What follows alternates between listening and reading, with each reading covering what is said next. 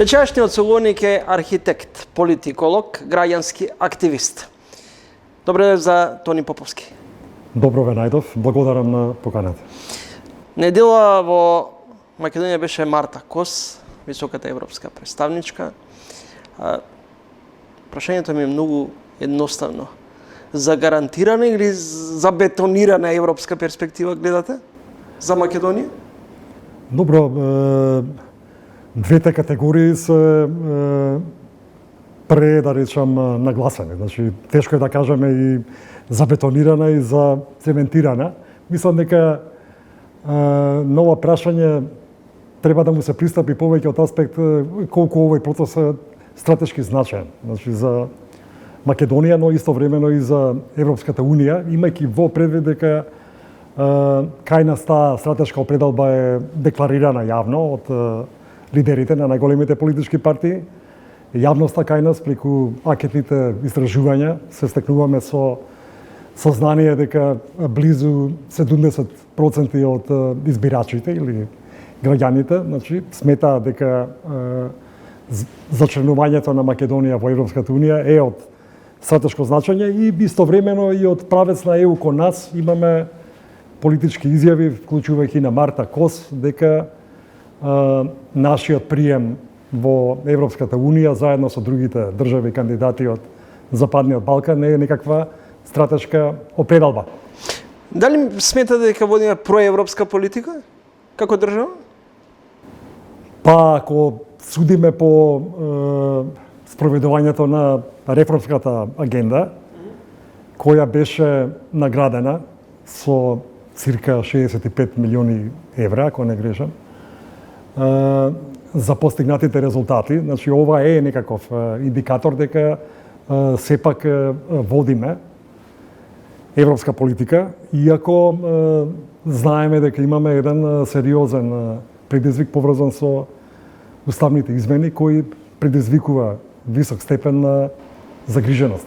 Дали добро ги читаме пораките од Брисел или си ги толкуваме онака како што нам ни одговара и си ги прилагодуваме за македонски потреби? Сметате ли дека оваа политика која водиме кон Бугарија, кон соседите, на меѓународен план дипломатијата која водиме ќе даде со плод, ќе вроди со плод? Видете, значи, вие и вашите гледачи треба да направиме сите заедно една разлика помеѓу пораките и оно што вистински се случува на планот на проширувањето, бидејќи има една нова динамика во Брисел. Значи, не толку во контекст на дефинирањето на овој процес како безбедносно прашање и геополитичко прашање. Значи, тоа е една нова дефиниција, но сепак беше поврзана со руската агресија врз Украина. За жал помина голем број на години од тој конфликт, но има една нова динамика која би сакал, ако ми дозволите накусо да се осврнем. Значи, од самитот на Европската Унија и Западниот Балкан во Тибат, па до денес, значи, има серија на policy papers или документи со политички предлози кои се на маса. Значи, во рамки на Европската Унија, не само на маса на Европската комисија, туку и во телото кое одлучува. Тоа е Европскиот совет на шефови на држави и влади. Значи, го имате писмото на Мерц, го имате француско-германскиот предлог. Понатаму тој се доелаборираше со француско-германски и предлог на државите од Бенелукс. За да сега, од една седмица предходно, имаме и повеќе информации за еден композитен предлог на Европската комисија, чиј представник е Марта Кос. Значи, сите овие предлози некаков заеднички именител е дека упатуваат на потребата, значи, да се овозможи поголема динамика или ефикасност во процесот на проширувањето. Господин Поповски, колку стратегијата на чекање и категорично не за уставни промени без гаранции и без нови условувања може да не доведе до отворање на вратите во ЕУ? Значи, поимот чекање, мислам дека треба да го расчлениме на начин што ние не можеме да избегнеме да не ги почекаме, значи, овие политички одлуки на Европскиот совет на шефови и држави и влади, кои би требало да се случат оваа есен или кон крајот на годината, а се поврзани со овие политички предлози за кои укажав. Значи, за некои аспекти од овој процес, на кои ние како држава немаме влијание, а тоа се политичките одлуки на Европскиот совет, ние неминовно треба да почекаме. Тука вистинското прашање, додека чекаме на политичка одлука од Европскиот совет, што би требало или дали нешто би требало да правиме. Во таа смисла, некоја моја препорака е да бидеме проактивни, значи да се подготвуваме. Контекстот не е само поврзан со уставната измена и нашите односи со Бугарија, туку е поврзан и со потребата при евентуален пробив во европските интеграции да бидеме подготвени да ги искористиме тие нови најавени придобивки. Еве само да потсетам дека за оние држави кои напредуваат, значи во овие политички документи веќе забележуваме награди во смисла на олеснет пристап кон европскиот пазар. Вие во една статија пишувате, меѓу другата, државата треба да испорача реформи на судскиот совет, во судскиот совет, судската независност, резултати во борбата против корупцијата, нов кривичен законник, усогласување со ЕУ стандардите, деполитизација на јавната администрација, финализација на трите патокази. Така.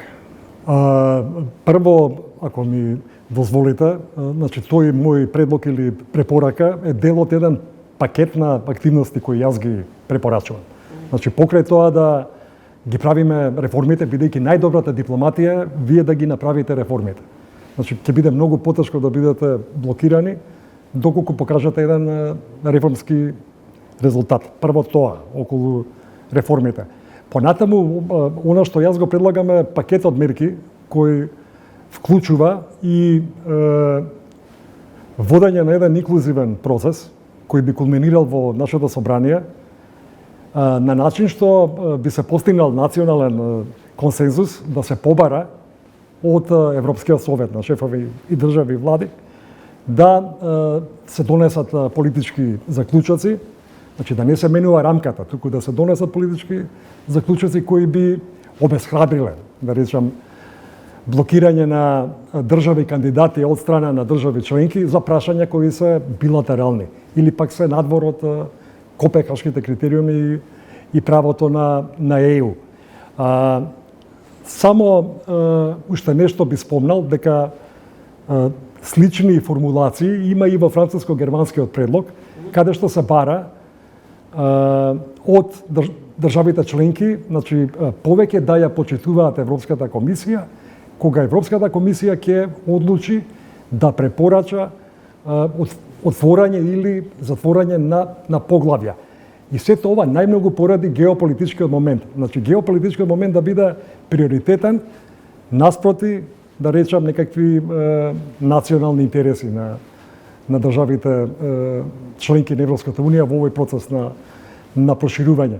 Тоа би можело да биде, доколку биде вградено во некој конечен механизам оваа есен, тоа би можело да биде една суштинска гаранција за владата, за политичката јавност кај нас и сите чинители ние да пристапиме кон брзо правење на уставните измени, но и јас сум еден од оние кои се залагаат тоа брзо правење на уставните измени да биде проследено со заштитна клаузула по можност во уставниот закон, кој би бил наменет за спроведување на амандманите. Значи да има некаква одредба за справедливост или временска одредба во него. Во најновите анкети покажуваат силна предност на Мицковски и ВМРО ДПМН, дали преголемата моќ на власта наспроти грогираната опозиција создава доволно здрава клима, демократски амбиент во земјата? Прашањето е многу битно. Тука веднаш би рекол дека власта и во моментов црпи легитимитет од изборите, и ако на ова ги надоврзаме резултатите од последните анкети, значи неспорно е дека оваа влада има легитимитет кај избирачите, но истовремено е многу битно да имаме во предвид дека стратешки ние градиме, да кажам, императивно еден демократски амбиент. Значи, ние да можеме да го одржиме тој демократски амбиент и да избегнеме авторитарни тенденции, би било пожелно да имаме силна, квалитетна опозиција, слободни медиуми, како што е вашиот медиум, динамично, граѓанско општество и не помалку важно да имаме деполитизирани, значи самостојни, независни институции. Значи, спротивното на се во ова би не направило ранливи од демократски аспект и не е добро за нашиот имидж, повторно и во контекст на процесот на европските интеграции. Следите тренинг гостин во емисијата Тони Поповски, политиколог, архитект по професија, екс-министер за животна средина. Господин Поповски, како гледате на превирањата во Социјалдемократскиот сојуз, најголемата опозицијска партија?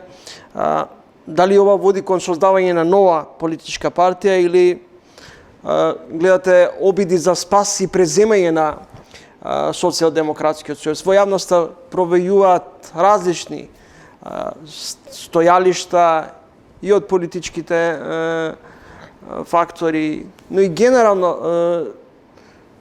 зошто најголемата опозицијска партија се доведе до ваква или неколку последователни избори доживува таков изборен инженеринг? Не е необично во демократијата, па и оваа наша демократија македонска, да ние имаме случаи, ги имало и во минатото, партиите после изборен пораз, особено на собраниски избори, да се соочуваат со слични проблеми. Доволно е да се присетиме и на претходни епизоди во рамки на Социјалдемократскиот сојуз и на ВМРО ДПМН.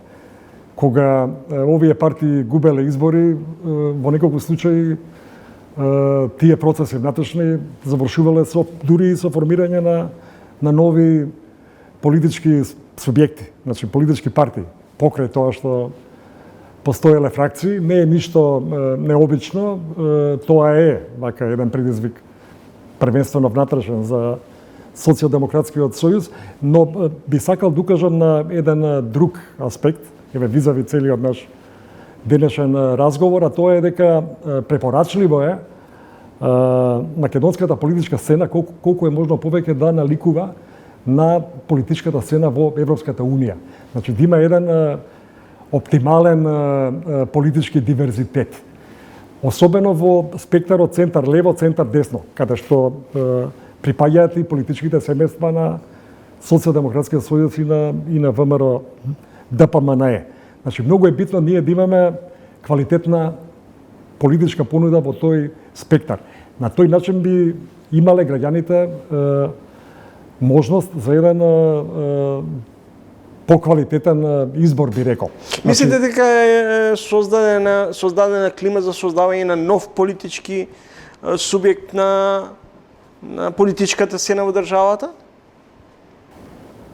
Па прво би рекол дека секогаш, значи кај нас во Македонија, има одреден број на потенцијални избирачи кои или не се активни за време на изборниот циклус, бидејќи немаат политичка понуда која би ги привлекла, но има и избирачи кои не учествуваат во политичкиот процес, бидејќи нема токму го нема ова што јас говорам. Значи, немаме спектар на политички партии кои би ја одразувале оваа, да речам, понуда во Европската Унија. Така да секогаш постои можност некој да се осмели. Или... Добро, ние се може да се сетиме дека во 90-тите почетокот на 2000-та, например, имавме демократска алтернатива, така да и мојот ангажман беше во една помала. Па потоа многу брзо и изгасна партијата. Так. Сега ве прашувам како долги години ја обсервирате состојбата политичката сцена во земјата, ве прашувам каков исход очекувате да произлезе од овие недоразбирања, превирања внатрешни во социјалдемократскиот? Дали може да се изроди нова партија или може би да дојде до окрупнување и сплотување во социјалдемократскиот сојуз наспроти тоа што се чини дека ова крило што се создаде со платформата беше окарактеризирано како реформаторско. Повторно историски кај нас, значи консолидација на партиите и како рековте окрупнување на фракциите и така натаму, настанува кога партијата ќе дојде на власт. Значи имаме докази дека тоа било случај и со Социјалдемократскиот сојуз и со ВМРО ДПМН. Така да, за партија која е во опозиција после тежок изборен пораз, ова навистина представува еден сериозен предизвик.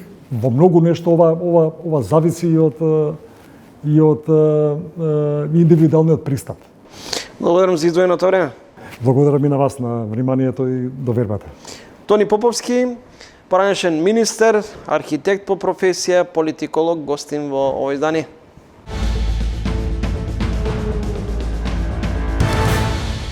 На крајот од ова издание на Трилинг, наскоро, подошно идниот месец стартува изградбата на автопатот Скопје-Блаце.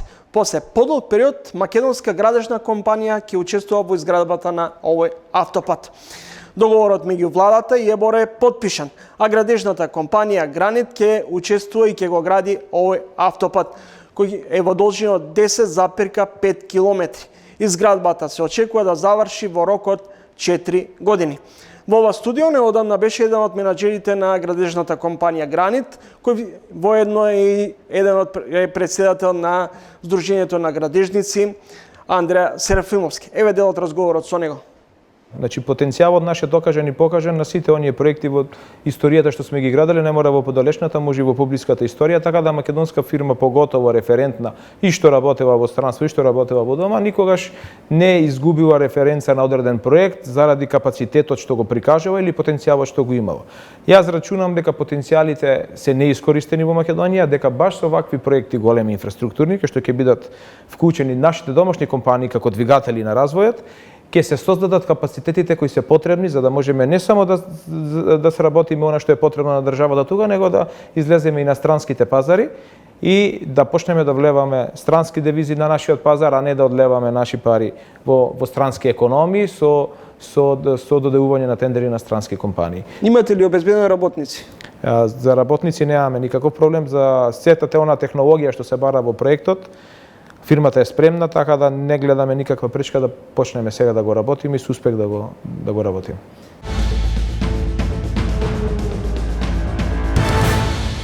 Ви благодарам што не следевте, довидување и останете со програмите на телевизија 24.